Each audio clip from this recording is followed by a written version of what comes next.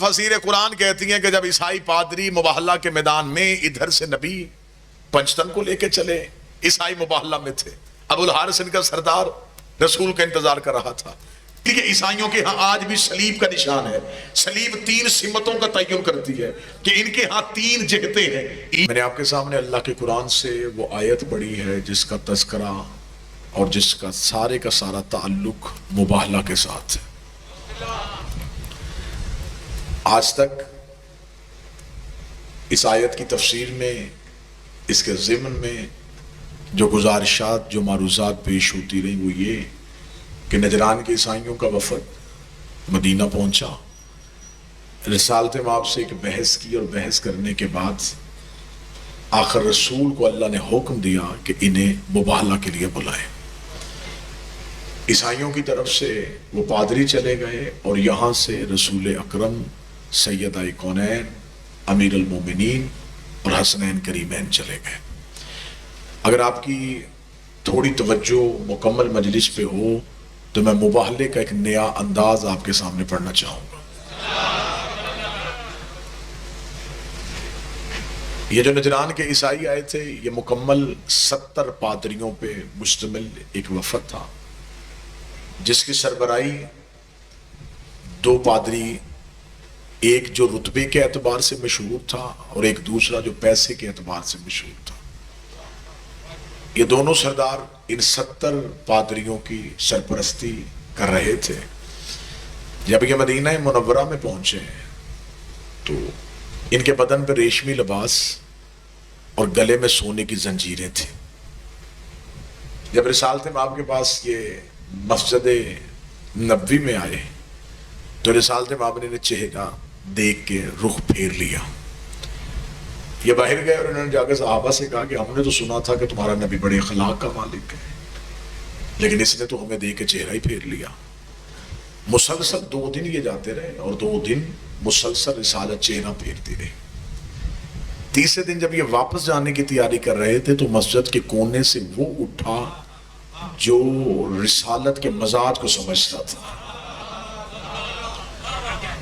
اس نے انہیں کہا کہ تمہیں رسول کے دہلیز پہ جانے کا طریقہ نہیں آیا؟ سادگی پسند نبی ہے، مرد پہ سونا حرام ہے، اپنے بدن سے یہ لباس اتارو، سادگی اختیار کرو، رسول کے پاس جاؤ۔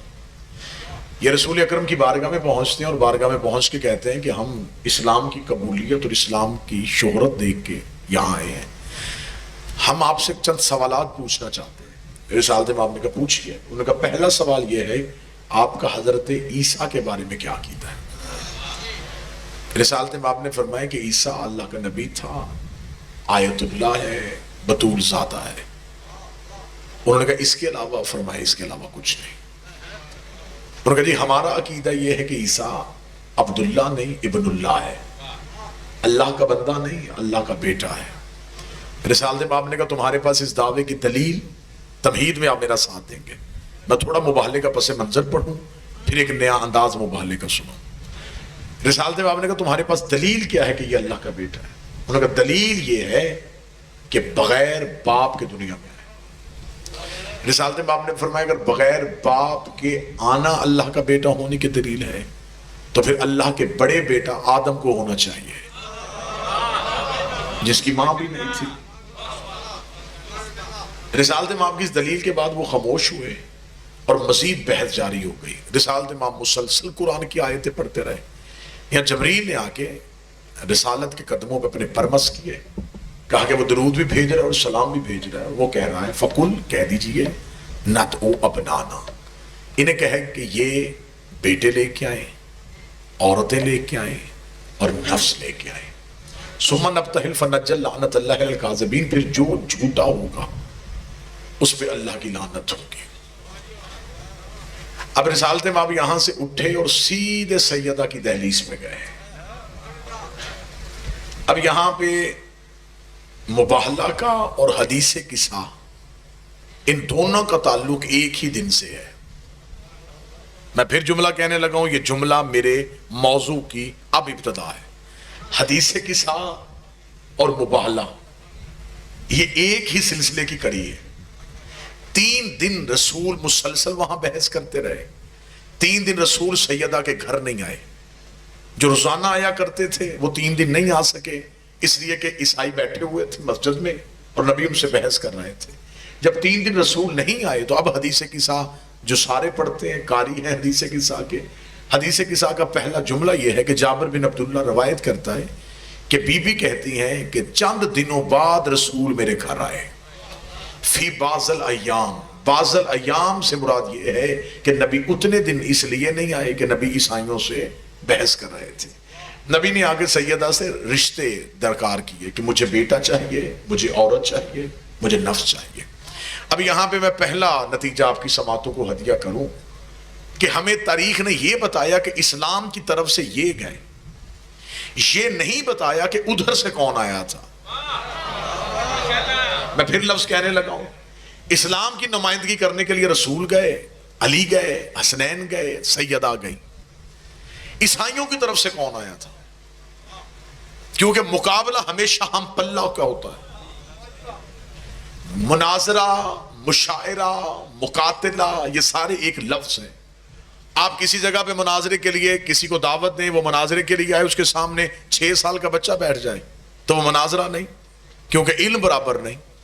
میدان میں ایک مجاہد آئے، اس کے مقابلے پہ ایک بچہ آئے تو مقاتلہ نہیں ہو سکتا، کیونکہ وزن برابر نہیں. اب یہاں پہ مباہلہ ہے. مباہلہ اس بات کی ہم سے تصدیق چاہتا ہے کہ اگر ادھر سے سیدہ آئیں تو ادھر سے عیسائیوں کی عورتیں نہیں آئیں، کیونکہ اگر عیسائیوں کی عورتیں آتی نبی کبھی بھی سیدہ کو نہ لے کے آتے. اگر عیسائیوں کے پادری آتے نبی کبھی بھی علی کو نہ لے کے آتے. اب یہاں پہ جب آپ نے ممبر سے ذاکرین سے خطبہ سے پوچھا کہ وجہ کیا تھی، نبی انہیں کیوں لے کے گئے، انہوں نے کہا جی وجہ یہ تھی کہ آج سچے چاہیے تھے اس لیے رسول انہیں لے کے گئے. میں ہاتھ باندھ کے کہوں گا توہین نہ کرنا اہل بیت کی، نبی کے گھر میں سچوں کی کمی نہیں تھی. اگر نبی کو صرف سچے چاہیے تھے تو نبی کے گھر میں ابو ذر جیسا سچا تھا، جس کے بارے میں نبی کی حدیث ہے اس سے زیادہ سچا نہ زمین نے اٹھایا نہ آسمان نے سایہ کیا. نبی کو سچی عورت چاہیے تھی تو گھر میں فضہ تھی. نبی کو سچا مرد چاہیے تھا تو گھر میں سلمان تھا. جو کام نوکر کرتے تھے سردار کیوں گئے؟ صرف وجہ یہ بنی تھی کہ عیسائی پادریوں نے کہا تھا کہ ہمارے نزدیک عیسیٰ سے بہتر کوئی نہیں، مریم سے افضل کوئی نہیں، روح القدس یعنی کہ جبریل سے زیادہ اختیار کسی کے پاس نہیں. عیسائی ان 3 عقیدوں کے قائل ہیں. وہ کہتے ہیں عیسیٰ سے افضل کوئی نہیں ہو سکتا، مریم سے بہتر کوئی نہیں ہو سکتا، جبریل سے زیادہ اختیار کسی کے پاس نہیں. اسی لیے عیسائیوں کے ہاں آج بھی صلیب کا نشان ہے. صلیب 3 سمتوں کا تعین کرتی ہے کہ ان کے ہاں 3 جہتیں ہیں، عیسیٰ، مریم، جبریل. عیسیٰ، مریم، جبریل. انہوں نے نبی سے کہا عیسیٰ سے افضل کوئی نہیں، مریم سے بہتر کوئی نہیں، جبریل سے زیادہ اختیار کسی کے پاس نہیں. نبی قرآن پڑھ کے سنا رہا تھا یا خدا نے کہا قرآن نہ سنا؟ انہیں کہا پھر ایسے ہے تو ایسے ہی صحیح. یہ مریم لے کے آئے ہم زہرا لے کے آتے ہیں، یہ عیسیٰ لے کے آئے ہم حسنین لے کے آتے ہیں، یہ جبریل لے کے آئے ہم استاد جبریل لے کے آتے ہیں. انہیں کہے اگر ایسے ہے تو پھر ایسے ہی صحیح. تو جو ہے میری بات کی جانب صلوات سارے حضرات مل کے صلی اللہ علیہ وسلم. یہ موضوع کے ساتھ متصل ہے سرکار. یہ مریم کو لے کے آئے ہم سیدہ کو لے کے آتے. مباہلہ ہوگا کردار کا کردار کے ساتھ. ان کے نزدیک جو معتبر ہیں یہ انہیں لے کے آئے، ہمارے نزدیک جو معتبر ہیں ہم انہیں لے کے آئے. یہ کہتے ہیں کہ عیسیٰ اللہ کا بیٹا ہے، ہم ایسے کردار ان کے سامنے لے کے آئے کہ اگر اللہ کا کوئی بیٹا ہوتا تو پھر عیسیٰ نہ ہوتا. اب تفسیر قرآن کہتی ہیں کہ جب عیسائی پادری مباہلہ کے میدان میں ادھر سے نبی پنجتن کو لے کے چلے، عیسائی مباہلہ میں تھے، ابو الحارث ان کا سردار رسول کا انتظار کر رہا تھا. جو ہی رسول یہ پنجتن کا قافلہ لے کے مدینہ کی گلیوں سے نکلے، عیسائی پادری نے آتا ہوا نور دیکھا. نور کا دیکھنا تھا، اس نے 70 پادریوں سے کہا فاسجدوا، فوراً سجدہ کرو. انہوں نے کہا کس بات پہ؟ اس نے کہا مجھے نہیں پتا یہ کون آ رہا ہے، لیکن مجھے اتنا پتا ہے اگر ان میں کوئی مستور آ رہی ہے تو مریم اس کے پیچھے آ رہی ہے. مجھے یہ خبر نہیں کہ ان میں مستور کون ہے. اگر مستور ہے تو مریم پیچھے ہے، اگر مرد ہے تو عیسیٰ پیچھے. فوراً سجدہ کر لو. اس سے پہلے کہ اگر یہ یہاں پہنچ گئے، اگر یہ یہاں پہنچ گئے تو یہ جو پہاڑ پیچھے ہے اس نے ان کے آنے کا انتظار نہیں کرنا، یہ ہمارے اوپر آ جائے گا. اب یہ آیت کا پہلا ٹکڑا آگے خدا کہتا ثم نبتہل فنجعل لعنت اللہ علی الکاذبین، پھر جو جھوٹا ہوگا اس پہ اللہ کی لعنت ہوگی۔ اب اتنا ذمہ دار مجمع مجھے بول کے بتائے، وہ اللہ عالم الغیب ہے؟ بے شک ہے۔ کیا اسے نہیں پتا تھا کہ عیسائیوں نے بحث نہیں کرنی؟ پتا تھا یا نہیں پتا تھا؟ تو جب پتا تھا پھر اس نے لعنت بھیجی کیوں؟ جب اسے پتا تھا کہ انہوں نے بحث ہی نہیں کرنی پھر اس نے لعنت کیوں بھیجی؟ اس کا مطلب کہ بھیجی کہیں اور ہے۔ نہیں، آپ ساتھ دیں گے تو میں اگلی سطر کہوں گا، خدا نے بھیجی کہیں اور ہے، پہنچانی کہیں اور ہے، آ کہیں رہی ہے، جا کہیں رہی ہے۔ مجھے کوئی مولوی مسجد کا مفتی مکہ تک بتائے کہ خدا نے آتی ہوئی لعنت دکھائی، پھر یہ نہیں پتا وہ لعنت گئی کہاں، کیونکہ خدا نے کہا جو جھوٹا ہوگا وہ لعنت کو لے کے چلا جائے گا۔ اس کا مطلب ہے کہ مباہلے کے میدان میں لعنت کھڑی انتظار کر رہی تھی کہ کوئی ان کے مقابلے پہ آئے اور میں ان کے ساتھ چلی جاؤں، کوئی ان کے مقابلے پہ آئے تو میں ساتھ چلی جاؤں۔ اس کا مطلب کہ لعنت مباہلے کے میدان میں انتظار کر رہی تھی۔ عیسائیوں نے کھڑی ہوئی لعنت دیکھ دی، عیسائیوں نے سجدہ کر دیا، عیسائیوں نے جزیہ دے دیا، عیسائیوں نے لعنت کو قبول نہ کیا، عیسائی اپنے موقف سے ہٹ گئے۔ اس کا مطلب عیسائیوں نے لعنت کو قبول نہیں کیا تو پھر مجھے وہ قرآن کی آیت پڑھ کے سنا جس میں اللہ نے قرآن میں کہا ہو کہ میں لعنت بھیجی تھی لیکن انہوں نے قبول نہیں کی، میں نے لعنت واپس بلا لی، یا میں نے لعنت کو رحمت کی صورت میں بدل دیا۔ لعنت بھیجی ہے لیکن گئی کہاں پہ ہے؟ لعنت مباہلے کے میدان میں انتظار کر رہی تھی، کوئی ان کے مقابلے پہ آئے، عیسائی سجدے میں گر گئے، عیسائیوں نے لعنت کو قبول نہ کیا، لعنت نے سفر کرنا شروع کر دیا۔ تھوڑے عرصے بعد انہی پنجتن میں ایک بی بی ایک دربار میں آ کے کھڑی ہوئی، بی بی نے کہا مجھے میری جگیر دے، اس نے کہا تیرے پاس کوئی گواہ ہے تو لے کے آ۔ بی بی کو وہی مباہلے والے گواہ یاد آئے، بی بی نے کہا میرا علی گواہ، میرا حسن گواہ، میرا حسین گواہ۔ اس نے کہا میں تیری گواہیوں کو نہیں مانتا۔ بی بی نے کہا میں بھی جگیر لینے نہیں آئی، مباہلے والی لعنت واپس پہنچانے آئی۔ ثم نبتہل،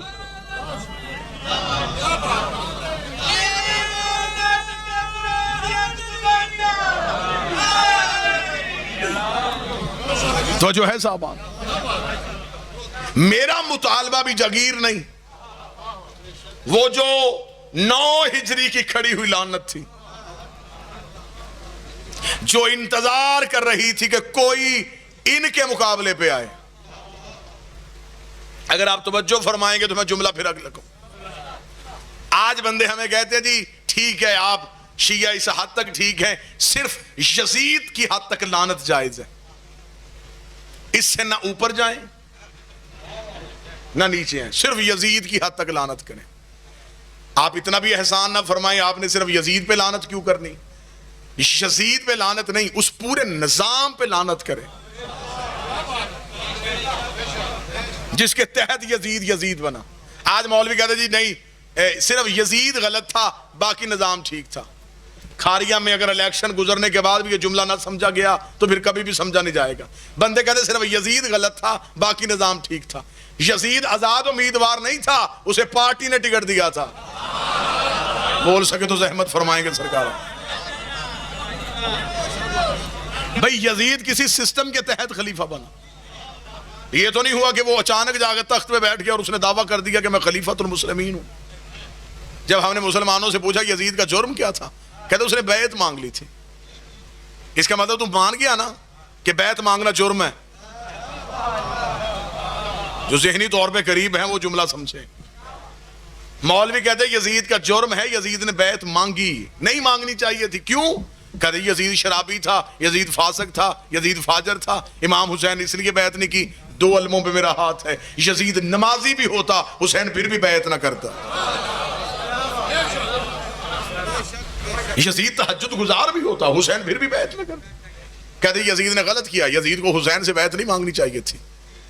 اس کا مطلب تو یہ مان گیا کہ معصوم سے بیعت مانگنا غلط ہے، تو پھر تھوڑا سا اور آسان کر، صرف یزید ہی نے تو بیعت نہیں مانگی، جس نے بھی معصوم سے بیعت مانگی۔ اب تائید کریں گے تو میں 2-4 جملے کہوں نا، صرف یزید نے تو بیعت نہیں مانگی، اس سے پہلے بھی بیعت مانگی گئی۔ اس کا مطلب اس سے پہلے جس نے بھی مانگی اس کے اندر بھی یزید تھا۔ پھر اس کا مطلب صرف یزید پہ لعنت نہیں، ہر اس کردار پہ لعنت ہے جس نے جس بھی دور میں جس بھی معصوم سے بیعت مانگی. اور کیا کہنے میرے بادشاہ حسین تیرے جملے کے 26 رجب کو جب ولید نے کہا حسین یزید چاہتا ہے آپ بیعت کریں, آپ کا کیا جواب ہے؟ حسین نے کہا اسے لکھ دے انا حسین ابن علی, میں علی کا بیٹا ہوں. اسے کہا آپ صرف بتائیں بیعت کریں گے یا نہیں کریں گے؟ حسین نے کہا صرف تو اتنا جواب لکھ دے, اگلی بات وہ خود سمجھ جائے گا کہ میں علی کا بیٹا ہوں. جب میرا باپ اس جیسے کی نہیں کرتا میں اس جیسے کی کیسے کر سکتا؟ تو صرف اتنا بتا.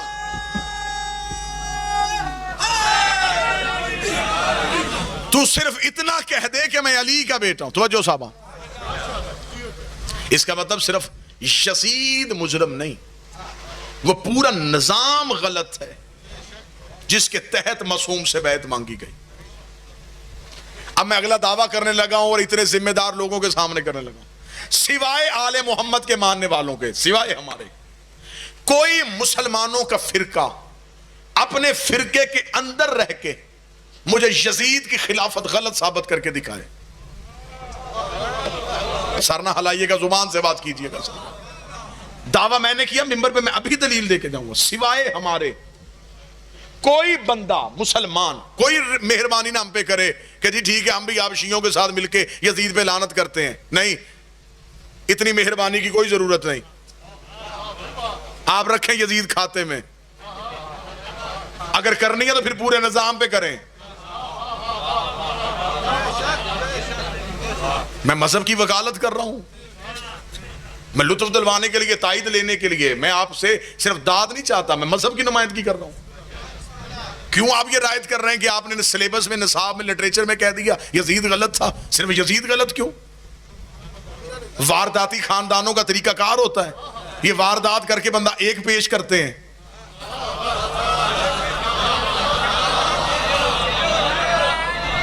ایک صرف بندہ پیش کرتے ہیں, اس سے کہتے سارا جرم تو قبول کر, باقی تو بچے. اسلام کی تاریخ میں بھی یہی ہوا ہے, مورخ نے صرف یزید پیش کیا ہے, سارے جرم اس کے کھاتے میں ڈال دیے. بھائی تفتیش کرنے والے اداروں کا طریقہ کار ہوتا ہے, وہ صرف قاتل تک نہیں رہتے. وہ کہتے تو بتا تیرا ذہن کس نے بنایا تھا, تجھے اس جگہ تک چھوڑ کے کون آیا تھا, تجھے یہ ہتھیار کس نے دیا تھا, تجھے واپسی پہ لیا کس نے تھا, تو رکا کس کے گھر تھا. اس کا مطلب یہ تفتیش کا طریقہ کار ہے, صرف قاتل نہیں پکڑنا, وہ ذہن بھی پکڑنا ہے جس نے اسے قتل میں مجبور کیا. ہمیں بھی صرف یزید نہیں چاہیے, ہماری مجبوری, ہم حسین کے نوکر ہیں, ہم نے تو قاتل کے گھر تک پہنچنا ہے. تو جتنی مرضی پابندی لگا, ہم نے تو کھوج لگانی ہے. کوئی عام شخص تو قتل نہیں ہوا. بے کسی کا باپ اور بیٹا قتل ہو جائے وہ حد تک جاتا ہے. حد ہو گئی, ہمارے نبی کا بیٹا قتل ہو گیا, اور تم تاریخ میں یہ بھی نہیں بتا رہے کہ یہ جرم صرف ایک کے کھاتے میں کیوں ڈالا جا رہا ہے. ہمیں بتایا جائے. صرف آج مسلمان مورخ کہتا ہے صرف یزید غلط. صرف یزید کیسے؟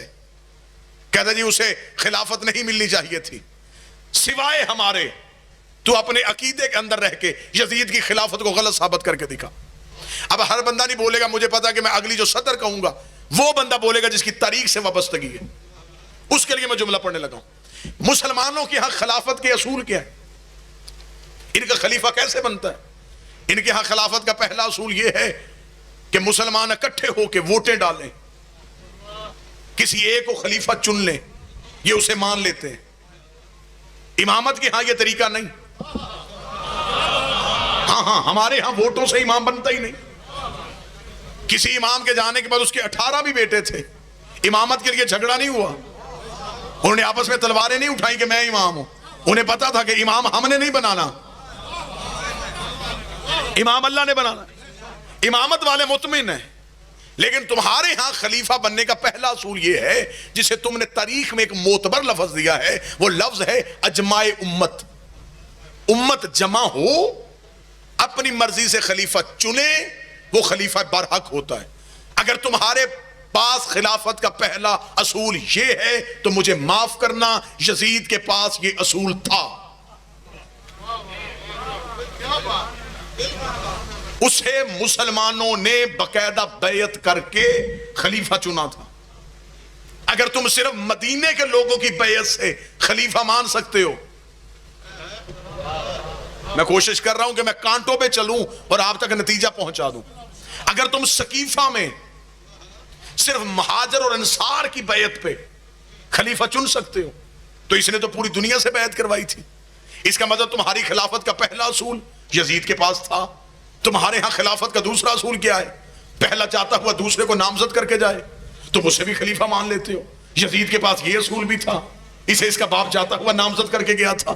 تمہارے پاس خلافت کا تیسرا اصول یہ ہے، شورا کمیٹی بنے، 6 بندے مل کے ایک کو خلیفہ بنا لے، تم اسے بھی مان لیتے ہو۔ یزید کے پاس یہ اصول بھی تھا، اس نے صرف 6 بندوں سے نہیں، اس نے 18,000 مفتیوں سے اپنی حکومت کا فتویٰ دیا تھا۔ آج جو بھی مولوی اٹھتا ہے یا جو بھی تقریر اور تحریر کرتا ہے وہ ایک جملہ کہتا، حسین صحیح یزید غلط، حسین صحیح یزید غلط۔ اتنا آسان نہیں ہے حسین کو صحیح کہنا۔ اگر تو نے حسین کو صحیح کہنا ہے پھر تجھے ماننا پڑے گا حسین صحیح تھا، اجماع غلط تھا، حسین صحیح تھا، نامزد کرنا غلط تھا، حسین صحیح تھا، کمیٹی بنانا غلط تھی، تجھے ماننا پڑے گا غدیر صحیح تھا، سقیفہ غلط تھا۔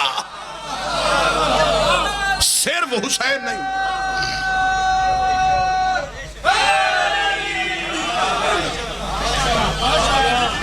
صرف حسین نہیں، امامت کا پورا نظام ٹھیک تھا۔ توجہ ہے صاحبان آپ کی؟ امامت کا مکمل نظام ٹھیک ہے، امامت میں ایک بھی کڑی ناپاک نہیں۔ پھر یہ اردو محاورہ میں نے تو نہیں بنایا کہ ایک مچھلی سارے تالاب کو گندا کر دیتی۔ تمہاری خلافت میں یزید جیسی گندی مچھلی ہے۔ اب ہمیں یہ بتاؤ کہ یزید کو جو مسلمانوں نے چنا، قرآن لے آؤ ممبر پہ، مسلمانوں نے اپنی مرضی سے اسے خلیفہ بنایا، اور اللہ قرآن میں کہتا ہے کہ اگر کوئی مسلمان کسی فاسق کے ہاتھ میں بیعت کرے تو وہ کافر ہو جاتا ہے۔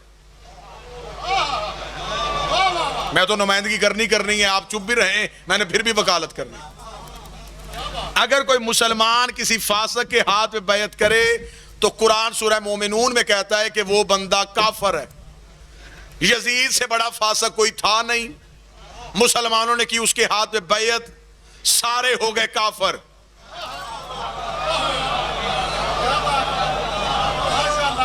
تو صرف ایک یزید بچا رہا تھا نا۔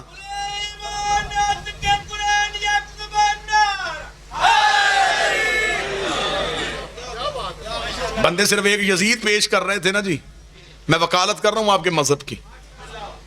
اس کا مطلب قرآن کہتا ہے کہ جو بھی فاسق کے ہاتھ میں بیعت کرے وہ کافر ہوتا ہے۔ تم نے انکار کرنے والے 72 دکھائے کہ ان 72 نے بیعت نہیں کی، جنہوں نے کی وہ لاکھوں کیوں نہیں دکھائے؟ بھئی ایک بندے نے تو نہیں، 2 بندوں نے تو نہیں، لاکھوں مسلمانوں نے یزید کی ہاتھ میں بیعت کی تھی۔ اگر اس وقت یزید کی حکومت کا نقشہ ابھارا جائے آج 2018 میں، تو اس وقت دنیا کے 7 بر اعظم ہیں، 6 بر اعظموں میں اس کی حکومت تھی۔ مدینے سے لے کے ہمارے بر صغیر میں ملتان تک اس کی حکومت کا رقبہ تھا، پورا عراق اس کی حکومت میں تھا، مصر، ترکی، یمن، جتنی سعودی عرب کی ریاستیں یہ ساری، جتنا آج افریقہ ہے یہ سارا، یہ مکمل اس کی حکومت کے اندر تھا۔ اس کا مطلب اس پورے خطے میں جتنے مسلمان رہتے تھے انہوں نے یزید کی بیعت کی۔ قرآن کے مطابق سارے کافر ہو گئے، کافر کی نماز بھی نہیں ہوتی۔ اب وہ کافر اگر دوبارہ مسلمان ہونا چاہے تو اب قرآن کہتا ہے اس کے پاس ایک ہی طریقہ ہے کہ وہ اگلے معصوم کے پاس جائے، اس سے معافی مانگے، اس کی ہاتھ میں پھر بیعت کرے، جسے شریعت کی زبان میں کہتے ہیں تجدید بیعت، ٹوٹی ہوئی بیعت کا پھر قائم ہونا۔ یہ بیعت ٹوٹ گئی تھی پھر قائم ہوئی، لہٰذا وہ معصوم کے پاس جائے گا، تجدید بیعت کرے گا، پھر وہ اسلام کے دائرے کے اندر آ جائے گا۔ لوگ سمجھتے ہیں کربلا سانحہ تھا، کربلا حادثہ تھا، تمہیں پتہ ہی نہیں کہ حسین کتنا بڑا انتقام لے کے چلا گیا، تمہیں پتہ ہی نہیں کہ حسین نے غدیر کے بعد کتنا بڑا انتقام لے لیا ہے۔ مجھے عزت حسین کی قسم ہے، جن بندوں نے یزید کے ہاتھ میں بیعت کی سارے کافر ہو گئے۔ حسین 72 لے کے کربلا میں آ کے سو گیا۔ اگلا امام سید الساجدین پورا 1 سال شام کے زندان میں بیٹھا رہا۔ امت نے آنا تھا حسین کے پاس، حسین کربلا میں سو گیا۔ انہوں نے جانا تھا سجاد کے پاس، سجاد قید خانے میں چلا گیا۔ اب مولوی ہمیں بتائے کہ وہ پورا 1 سال امت کافر رہی ہے یا مسلمان رہی ہے؟ پورا 1 سال اس کا مطلب ہے کہ یہ پورا 1 سال امام قید نہیں، امت قید ہے، کڑی سجاد کے ہاتھ میں نہیں، امت کے ہاتھ۔ امامت مطمئن تھی، کیونکہ امامت وہ ہوتا ہے جو ووٹوں سے نہیں ملتا، امام اللہ بناتا ہے، اور اللہ جسے امام بنا دے وہ تخت پہ نہ بھی ہو وہ امام۔ یوسف قید خانے میں بھی نبی تھا، فرعون تخت پہ بھی لانتی تھا، اس کا مطلب کہ لانتی تخت پہ بھی بیٹھ جائے لانتی رہے گا، حجت قید خانے میں بھی ہو وہ حجت ہی رہے گی۔ جیسا کہ سنی میرے بھائیوں کی کتاب موطا امام مالک میں بھی لکھا ہے، ارحج المطالب میں بھی لکھا ہے کہ رسول مولا علی کے چچا تھے حضرت عباس ابن عبد المطلب، یہ رسول کے بھی چچا ہیں، مولا علی کے بھی چچا۔ جب رسول دنیا سے چلے گئے تو جناب عباس ابن عبد المطلب نبی کے گھر آئے، مولا علی کے پاس آئے اور آ کے کہنے لگے اے علی تیرے گھر میں جو نبی کے تبرکات ہیں وہ مجھے دے، کیونکہ میں گھر کا بڑا ہوں، خاندان کا بزرگ ہوں، میرے پاس ہونے چاہیے۔ مولا علی مسکرائے، فرمایا چچا عباس بیٹھیے۔ جناب عباس بیٹھے، مولا علی اندر گئے، تبرکات والا صندوق لے کے جناب عباس ابن عبد المطلب کے سر سے امامہ اتارا، نبی کا امامہ ان کے سر پہ رکھا، نبی کی عبا ان کے کاندھے پہ دی، نبی کی چادر ان کے دوش پہ دی، نبی کا عصا ان کے ہاتھ پہ دے کے مولا علی کی آواز آئی چچا عباس اٹھیے۔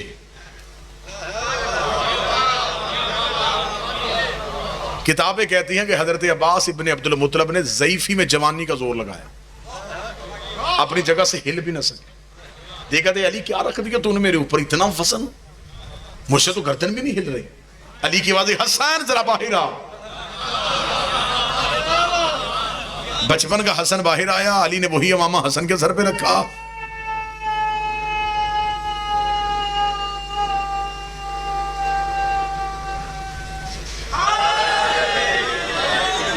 وہی امامہ حسن کے سر پہ، وہی ابا حسن کے کاندھے پہ، وہی چادر حسن کے دوش پہ۔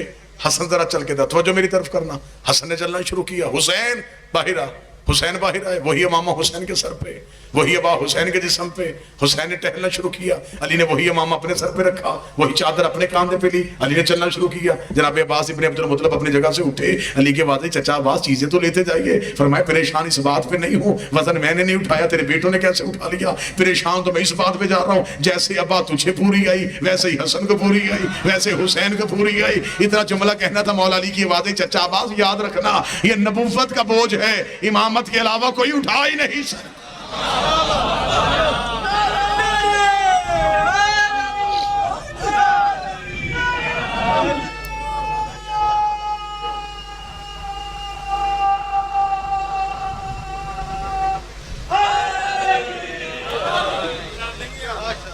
امامت مطمئن، ہر دور میں خلافت پریشان رہی ہے، امامت پریشان، مسئلہ خلافت نے پوچھا ہے، امامت نے نہیں پوچھا۔ دین کا تحفظ خلافت نے نہیں کیا، دین کا تحفظ امامت نے کیا۔ ہم بڑے خوش نصیب ہیں، ہمارا تعلق سقیفہ سے نہیں، ہمارا تعلق غدیر سے۔ اس ممبر کے عوض، اس ممبر کی وجہ سے عزت ہے، اس ممبر ہی کی وجہ سے پوری دنیا میں ہم جانے اور پہچانے جاتے ہیں۔ اپنوں میں تعریف ہو تو اچھا نہیں لگتا، لیکن جب دشمن تعریف کرے پھر لطف آتا۔ مجھے اچھی طرح یاد ہے کہ میں برطانیہ گیا، 1 سال، پچھلے سال کی بات ہے، تو میں برطانیہ کے ایئرپورٹ پہ امیگریشن کاؤنٹر پہ کھڑا ہوں، تو ایک انگریز بیٹھا ہوا ہے، اس نے مجھے میرا پاسپورٹ مانگا، میں نے پاسپورٹ دیا، اس نے مجھ سے سوال کیا کیوں آئے ہو ہمارے ملک میں؟ میں نے بتایا کہ میں ایک ریلیجیس ریسائٹر ہوں، مذہبی تقریریں کرتا ہوں، اپنے مذہب کی نمائندگی کے لیے آیا ہوں۔ اس نے اگلا مجھ سے سوال کیا، اس نے کہا آر یو مسلم، تو مسلمان ہو؟ میں نے کہا میں مسلمان ہوں۔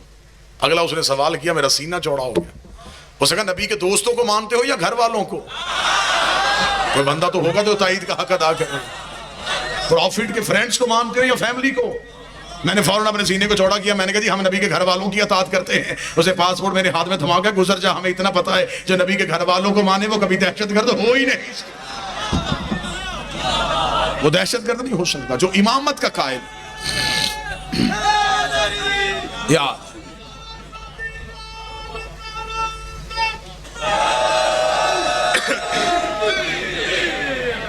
بسم اللہ. امامت کا ماننے والا کبھی دہشت گرد نہیں. اگلی سطر اس نے کہی ہے میری آنکھیں پانی سے بھر رہی. میں نے کہا تم مسلمان ہو؟ اس نے کہا I am Christian but I like حسین. میں عیسائی ہوں لیکن حسین کو پسند کرتا ہوں. میں نے کہا تم حسین کو کیوں پسند کرتے ہو؟ اس نے کہا peace of ambassador of peace only is Hussain. اگر اس دنیا میں کوئی امن کا سفیر ہے تو وہ صرف حسین ہے. میں حسین کو سلام کرتا ہوں. حسین نے گردنیں کاٹی نہیں, حسین نے گردن دے کے انسانیت بچائی. آج عیسائی مطمئن ہے اربعین پہ, چہلم پہ امام حسین کے ہاں امام حسین کے شہر میں کروڑوں کا رش ہوتا ہے. 7 انگریز ڈاکٹروں کی ٹیم کربلا گئی صرف کس وجہ سے کہ وہاں انسانیت کا سب سے بڑا ہجوم ہوتا ہے. ہم لوگوں کو میڈیکل سہولیات کے لیے وہاں بیٹھیں گے, لوگوں کی خدمت کریں گے. 7 کے 7 کربلا میں گئے, 7 واپس آ کے مسلمان بھی ہوئے اور حسینی بھی ہوئے. ان 7 ڈاکٹروں کو انہوں نے میڈیا پہ بٹھایا. انہوں نے کہا بغیر کتاب پڑھے تو مسلمان کیسے ہو گئے؟ جو انہوں نے اگلی سطر کہی ہے میری پوری تقریر بھول جانا کھاریاں والوں. جہلم گجرات کا نمائندہ مجمع پوری تقریر بھولنا. ان 7 عیسائیوں کا یہ جملہ میری پوری تقریروں پہ بسنی. انہوں نے کہا تم نے بغیر کتاب پڑھے اسلام کیسے قبول کیا؟ انہوں نے کہا ہم تو گئے تھے کربلا میں لوگوں کی خدمت کرنے, وہاں جا کے پتا چلا کہ یہاں خالق کی فطرت رہتا ہے, یہاں فطرت کا خدا رہتا ہے. انہوں نے کہا وہ کس طرح؟ انہوں نے کہا جی ہماری سائنس نے اتنی ریسرچ کی اور ریسرچ کے بعد یہاں تک پہنچے کہ ایک انجیکشن ایک مریض کو لگے تو وہ سوئی دوسرے مریض کو نہ لگانا, ورنہ اس کی بیماری وہاں تک چلی جائے گی. اس نے کہا وہاں ہم نے سائنس کی دھجیاں اڑتے دیکھی, زنجیر ایک تھا, ماتمی 4 تھے, وہی چھری اس کے سر پہ, وہی چھری اس کے سر پہ. انہوں نے کہا پھر ہمیں وہاں جا کے پتا چلا ان کا گروپ ایک ہے جس کا نام حسین ہے. انہوں نے کہا ہماری میڈیکل ریسرچ کہتی ہے مریض کے جسم پہ زخم آ جائے اس پہ مٹی نہ پڑے, 1 ذرہ مٹی کا پڑا تو زخم پھول جائے گا. انہوں نے کہا ہم نے اپنی سائنس کی دھجیاں اڑتے دیکھی, کھلے ہوئے زخموں پہ ماتمی کربلا کی مٹی لگا رہے. انہوں نے کہا ہمیں وہاں جا کے پتا چلا یہاں رسول کا بیٹا نہیں, یہاں فطرت کا خدا رہتا ہے. یہاں کوئی ایک ایسی ہستی آباد ہے جو فطرت کو بدل دیتی ہے. بڑے خوش نصیب ہو کہ تمہارا اسلام کا تسلسل غدیر سے ہے. کبھی بھی غدیر نہ بھولنا. ابھی یہ 18 ذی الحج بالکل قریب ہے. اپنے بچوں کو گھروں میں بہترین لباس پہنا کے انہیں غدیر یاد کرواؤ, انہیں غدیر سناؤ. مولا کہا کرتے تھے غدیر کا انتظام کرو, ایسے نہ ہو جیسے دنیا محرم بھول رہی ہے, دنیا غدیر بھولے, جیسے دنیا نے میری دادی کا دربار بھولا ہے. 2 چیزیں اپنے بچوں کو یاد کروا دو, غدیر اور فدق. محمد کی بیٹی کا دربار میں جانا, جتنی دیر کھڑی رہی ہے صرف رو کے اتنا کہتی رہی ہے مجھے پہچانو میں محمد کی بیٹی.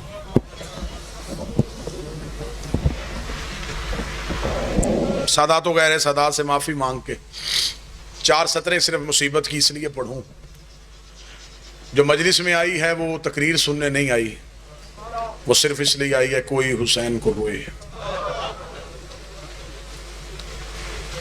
آدھی رات ملاؤن کا دربار, اس نے سپاہی سے کہا اٹھ جا زندان سے حسین کے بیٹے کو بلا کے لا. بس اتنا جملہ کہنا تھا. یہاں سپاہی زندان میں آیا, اس نے زندان میں آ کے آواز دی حسین کا بیٹا تجھے حاکم نے دربار میں بلایا. میں پھر جملہ کہوں گا, حسین کا بیٹا تجھے حاکم نے دربار میں بلایا. اب مصاحب ارد گرد دھیان نہ کرنا, تمہیں حسین کا واسطہ. اب اگلی سطر میں کوئی سید ہو تو وہ ضرور ہائے کہے گا. بلایا چوتھے کو تھا, 5واں بھی ساتھ اٹھا. مجبوری کو سیدوں کی اتنی بڑی تھی, چوتھے نے کمر سیدھی کی, 5ویں کے تلوے زمین سے اٹھ گئے. دونوں باپ اور بیٹا آدھی رات کے وقت یزید کے دربار میں آئے. یہ ملاؤن دے کے کہتا حسین کا بیٹا میں تیری قیدیں آزاد کرنا چاہتا ہوں. اتنا جملہ کہنا تھا سجاد کی آواز ہے مجھے بتا میں جاؤں کہاں. رہائی کی خبر اسے اچھی لگتی ہے جسے دروازے پہ کوئی لینے آیا ہو. یہ کمینہ دے کہتا تو جہاں بھی جا لیکن شام چھوڑ. مولا حسین کے بیٹے کی آواز آئی کیوں شام کیوں چھوڑوں؟ یہ کمینہ دے کے کہتا سجاد میں ڈر گیا ہوں. ڈرنے کا نام آنا تھا سید کڑیوں میں تڑپ گئے.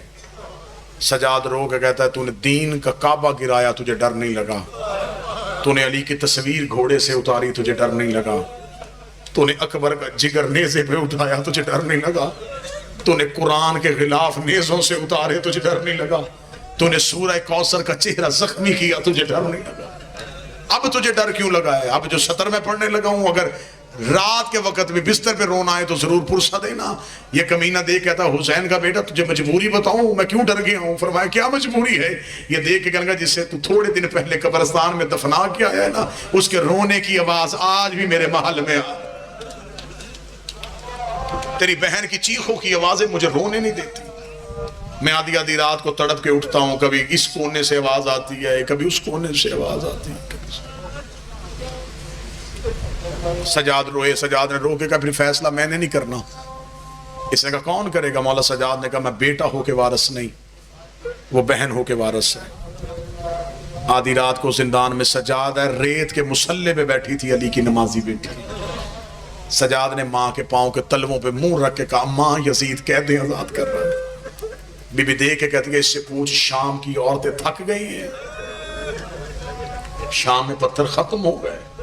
سجاد ایسے نہیں, اگر میں ایسے اٹھی تو تاریخ لکھے گی اس نے علی کی بیٹی کو رحم سے اٹھایا تھا. میں شرطیں منوا کے اٹھوں گی تاکہ دنیا کو پتہ چلے میں فاتح شام بن کے گئی ہوں.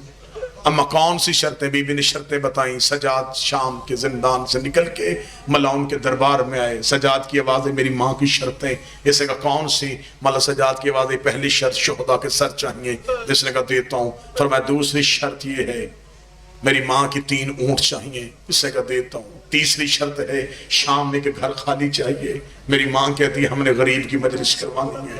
اسے کہا مکان خالی کروا کے دوں گا. مولا سجاد کی آواز بشیر ابن جزلہ مہاری چاہیے. اسے کہا انتظام کر دوں گا. آخری شرط آئی ہے, سجاد کا لہو تیز ہوا, رو کے آواز میری ماں کی شرط ہے کربلا کا لٹا ہوا مال چاہیے. یہ کمینہ دیکھا تھا ہر شرط منظور ہے, یہ منظور نہیں.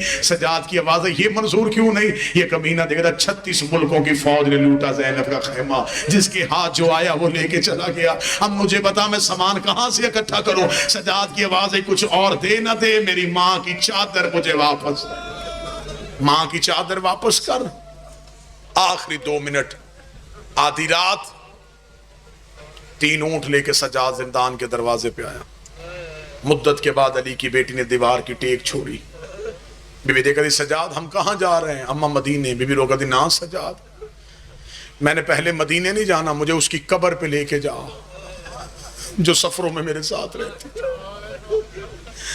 سجاد کوئی بیٹا پردیس میں چھوڑ کے نہیں جاتا, میں بیٹی چھوڑ کے جا رہا ہوں. سجاد مجھے سکینہ کی قبر پہ لے کے جا.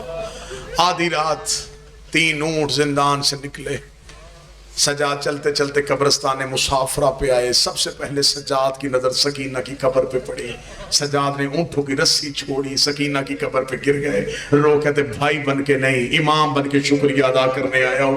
سکینہ تجھے پینے کا پانی ملتا تو خود نہیں پیتی, میری کڑیوں پہ ڈال دیتی تھی. سکینہ روز میرے زانوں پہ سر رکھ کے پوچھتی تھی یہ پرندے اپنے گھروں کو جاتے ہم نے کب جانا ہے؟ اٹھ سکینہ دیکھ میری رسیاں کھل گئی ہیں, سکینہ دیکھ میری کڑیاں کھل گئی ہیں. ہاں سکینہ میں تجھے مدینے لے جاؤ. بی بی عالیہ کی آواز ہے کلثوم سجاد کو اٹھا, کہیں بہن کی قبر پہ بھائی مر نہ جائے. بی بی کلثوم نے مولا سجاد کو اٹھایا, بی بی رقیہ نے بی بی کلثوم کو اٹھایا. سب سے آخر میں آئی علموں والے عباس کی زوجہ فضل کی ماں جو ماتم کرنا چاہتے ہو. بی بی رو کے کہتی علی کی بیٹی ہو, تم سید زادیاں ہو, میں تمہاری کنیز کی بیٹی ہوں. میں ایک بار سکینہ سے کوئی بات کرنا چاہتی ہوں, مجھے تنہائی چاہیے. ہر سید زادی نے سکینہ کی قبر چھوڑی, شام کی دھرتی زمین پہ زلزلہ آیا.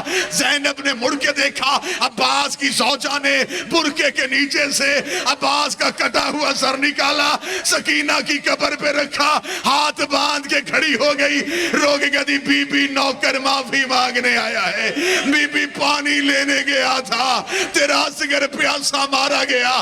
سکینہ کی چھوٹی سی قبر ہل گئی, آواز آئی اماں سر اٹھا, میں راضی, میرا کربلا کا غریب. اللہ